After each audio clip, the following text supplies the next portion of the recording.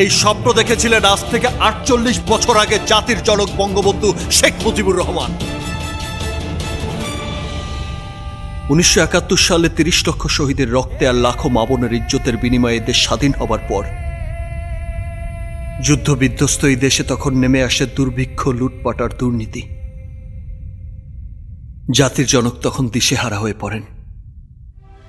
একদিন তিনি তার একজন শিক্ষককে বলেছিলেন, স্যার, আপনি তো মানুষ গড়ার কারিগর, দয়া করে আমাকে কিছু ভালো মানুষ দেবেন।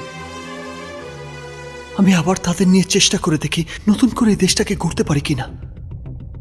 কিন্তু স্বাধীনতা বিরোধী পাকিস্তানি দোসররা ১৯৭৫ সালের ১৫ই আগস্ট সেই বিভীষিকাময় কালো রাতে জাতির জনককে সপরিবারে নির্মমভাবে হত্যা করে।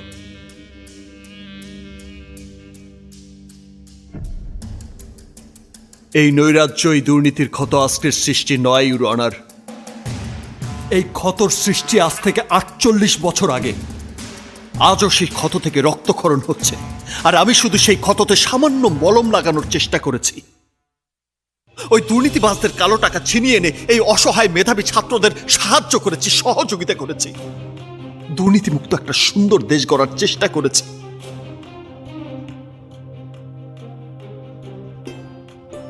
আর এটা যদি আমার দুর্নীতি হয়,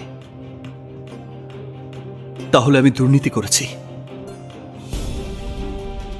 হ্যাঁ মহামান্য আদালত, আমি দুর্নীতি করেছি, আমি দুর্নীতিবাজ, এবং আমি চাইবো আমার মতো এমন দুর্নীতিবাজ যেন বাংলার প্রতিটি ঘরে ঘরে জন্ম নেয়।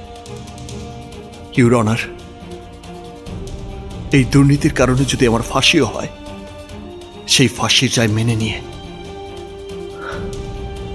আমি হাসতে হাসতে সেই ফাঁসির দড়ি গলায় পরে নেব।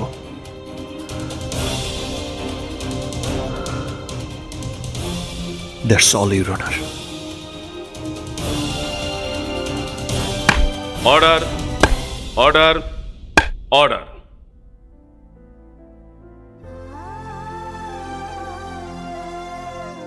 আইন নিজের হাতে তুলে নিয়ে একাধিক মানুষকে খুন করার অপরাধে আদালত বাংলাদেশ দণ্ডবিধির ৩০২ ধারা মোতাবেক আসামি মির্জা নাফিজ ইকবাল সূর্যকে যাবজ্জীবন কারাদণ্ডে দণ্ডিত করছে।